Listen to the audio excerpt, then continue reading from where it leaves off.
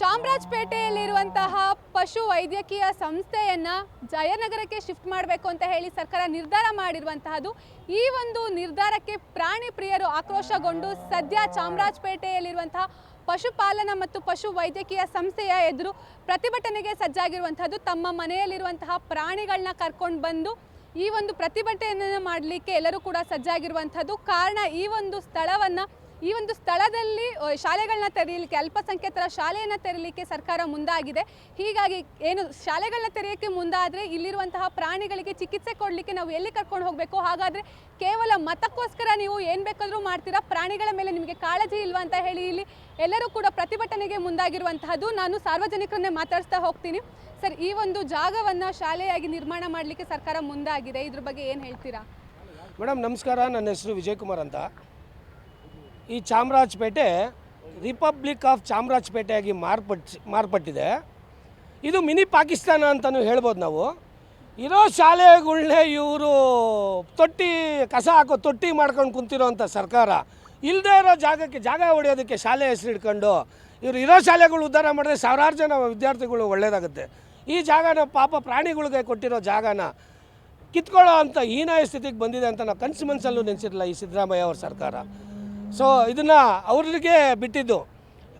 ಪ್ರಾಣಿಗಳ ಮೇಲೆ ಕೋಪ, ಮನುಷ್ಯರ ಮೇಲೆ ಕೋಪ ತೀರಿಸಿದ್ದಾಯಿತು, ನಮ್ಮ ಹಿಂದೂಗಳ ಮೇಲೆ ಕೋಪ ತೀರಿಸ್ಕೊಂಡಿದ್ದಾಯಿತು. ಇವಾಗ ಪ್ರಾಣಿಗಳ ಮೇಲೆ ಬಂದವ್ರೆ. ಇನ್ನೆಷ್ಟು ದರಿದ್ರದ ಲಜ್ಜೆಗೆಟ್ಟ ಸರ್ಕಾರ ಇರಬೇಕಿದು, ನೀವು ಹೇಳಿ. ಈ ಪ್ರಾಣಿಗಳನ್ನ ಇವಾಗ ಪ್ರಾಣಿಗಳ ಟ್ರೀಟ್ಮೆಂಟ್, ಹಸುಗಳಿಗೆ ಟ್ರೀಟ್ಮೆಂಟ್ ಬಂದಿಲ್ಲ ಅಂದರೆ ಈಸಿಯಾಗಿ ಇವರು ಕಡಿಯೋದಕ್ಕೆ ತಗೊಂಡೋಗೋವಂಥ ಹುನ್ನಾರ ಇದಷ್ಟೇ.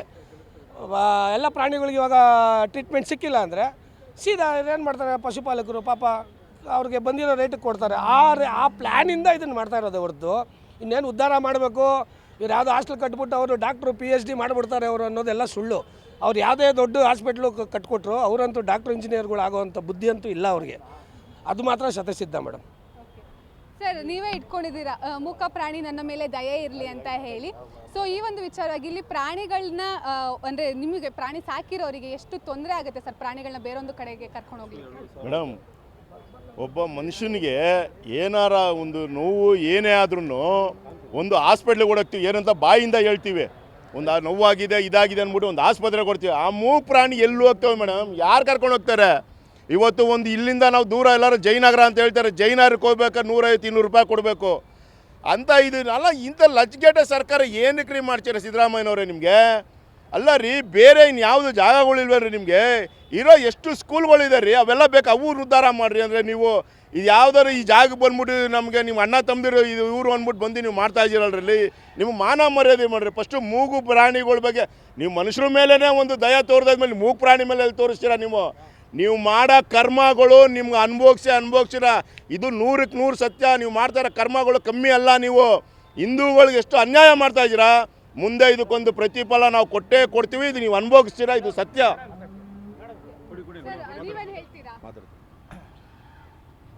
ಈ ಹಾಸ್ಪಿಟ್ಲು 100 ವರ್ಷದಿಂದ ಇದ್ದಮ್ಮ. ಇಲ್ಲಿ 100 ವರ್ಷಕ್ಕೆ ಮೇಲೆ ಈ ಹಾಸ್ಪಿಟ್ಲು ಇಲ್ಲಿ ದನಗಳು ಇಲ್ಲಿ ಬಂದು ಬೇಬಿ ಶೋ ಎಲ್ಲ ಮಾಡ್ತಾಯಿದ್ರು. ಹಸಗಲ್ಲು ಕರ್ಕೊಂಡು ಬಂದುಬಿಟ್ಟು ಶೋ ಮಾಡಿಸ್ತಾಯಿದ್ರು, ನಾಯಿಗಳು ಕರ್ಕೊಂಡು ಬಂದುಬಿಟ್ಟು ಶೋ ಮಾಡಿಸ್ತಾಯಿದ್ರು. ಇಲ್ಲಿ ಅಕ್ಕಪಕ್ಕದವರು ಅಷ್ಟು ಜನ ಇಲ್ಲಿ ಬಂದು ಎಲ್ಲ ಪ್ರಾಣಿಗಳಿಗೂ ಔಷಧಿಗಳು ತಗೊಂಡು ಟ್ರೀಟ್ಮೆಂಟ್ ತೊಗೊಳ್ತಾ ಇದ್ದರು. ಈ ಸರ್ಕಾರ ಬಂದ್ಬಿಟ್ಟ ಮೇಲೆ ಇಷ್ಟು ದಿವಸದಿಂದ ಎಲ್ಲಿ ಹೋಗಿದ್ರು? 10 ವರ್ಷಕ್ಕೆ ಮುಂಚೆ, 15 ವರ್ಷ, 20 ವರ್ಷಕ್ಕೆ ಮುಂಚೆ ಎಲ್ಲಿ ಹೋಗಿದ್ರು? ಆ ಸರ್ಕಾರ ನಡ್ಸ್ಕೊಂಡಿರೋವಾಗ ಇದ್ರ ಭೂಮಿ ಮೇಲೆ ಕೈ ಹಾಕಿಲ್ಲ, ಈ ಹಾಸ್ಪಿಟ್ಲ್ ಮೇಲೆ ಗಮನ ಹಾಕಿಲ್ಲ. ಇವಾಗ ಈ ಸಿದ್ದರಾಮಯ್ಯ ಅವ್ರು ಬಂದು ಇದ್ರ ಮೇಲೆ ಹಾಕಿದಾರಲ್ಲ, ಇದು ಒಳ್ಳೇದನ? ಇದು ಇನ್ಮೇಲೆ ಅವ್ರ ಸರ್ಕಾರ ಇಲ್ಲಿ ಉಳಿಯೋದಿಲ್ಲ. ಇನ್ಮೇಲೆ ಎಲ್ಲ ಬುದ್ಧಿ ಬಂದ್ಬಿಟ್ಟು ಜನಗಳಿಗೆ, ಬಡವರು ಬಂದಿದ್ದು ಇದ್ದಾರೆ, ಇಲ್ಲಿ ಸಾಕಷ್ಟು ಜನಗಳು ಇದ್ದಾರೆ, ಹಸುಗಳು ಬಂದಿದ್ದು ಇಂಜೆಕ್ಷನ್ ಹಾಕ್ಕೊಳ್ತಾ ಇದ್ದಾರೆ, ಔಷಧಿಗಳು ಹಾಕ್ಕೊಂಡಿದ್ದಾರೆ. ಈ ಥರ ಇರುವಾಗ ಈ ಭೂಮಿ ಇದು ಮೂಗು ಪ್ರಾಣಿ ಮೇಲೆ ಇದು ಮಾಡ್ಕೊಳ್ಳೋದು ಮನುಷ್ಯನ ಮೇಲೆ ತೋರಿಸ್ಬಿಟ್ಟಿದ್ದು ಆಯಿತು. ಇನ್ಮೇಲೆ ಇವಾಗ ಈ ಸಿದ್ದರಾಮಯ್ಯ ಸರ್ಕಾರ, ಕಾಂಗ್ರೆಸ್ ಸರ್ಕಾರ ಬಂದ್ಬಿಟ್ಟು ಈ ಥರ ಮಾಡ್ತಾ ಇರೋದು ಒಳ್ಳೇದಿಲ್ಲ. ಈ ಜನ ಇವತ್ತು ಇಲ್ಲಿಂದ ಈ ಹೋರಾಟದಿಂದ ನಾವೆಲ್ಲ ಸಿದ್ಧವಾಗಿದ್ದೀವಿ. ನೋಡಿ ಮೇಡಮ್, ಈಗ ಡಾಗ್ಗಳು ತೊಗೊಂಡು ಹೋಗೋದು ಜಯನಗರಿಗೆಲ್ಲ ಹೋಗೋಕ್ಕಾಗಲ್ಲ. ನಾವು ಸುಮಾರು ವರ್ಷದಿಂದ ಸಾಕ್ತಾಯಿದ್ದೆ ಮರಿಗಳ್ನ. ಇವಾಗ ನಾವು ಸಾಕಾಗಿ ಇಟ್ಕೊಂಡು ನಾವು ಇನ್ನೊಬ್ರಿಗೆ ಮಾರಕ್ಕೆ ಇಟ್ಕೊಂಡಿಲ್ಲ. ನಮ್ಮ ಪ್ರಾಣಿಗಳು ನಮಗೆ ಇಷ್ಟ ಅಂತ ನಾವು ಹಾಕೊಂಡಿದ್ದೀವಿ.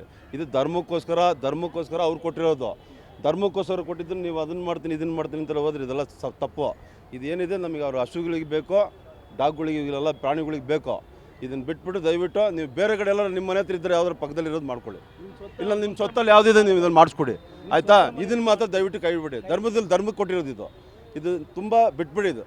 ಇದ್ರ ಬಗ್ಗೆ ನೀವು ಮಾತಾಡೋಕೆ ಹೋಗ್ಬೇಡಿ ನೀವು ಇದೆಲ್ಲ. ಇದಿಷ್ಟು ಏನು ಸಾರ್ವಜನಿಕರು ಹೇಳ್ತಾ ಇರುವಂಥದ್ದು, ಎಲ್ಲರ ಆಕ್ರೋಶಕ್ಕೂ ಕೂಡ ಇದು ಕಾರಣ ಆಗಿದೆ. ಸರ್, ನೀವೇನು ಹೇಳ್ತೀರಾ?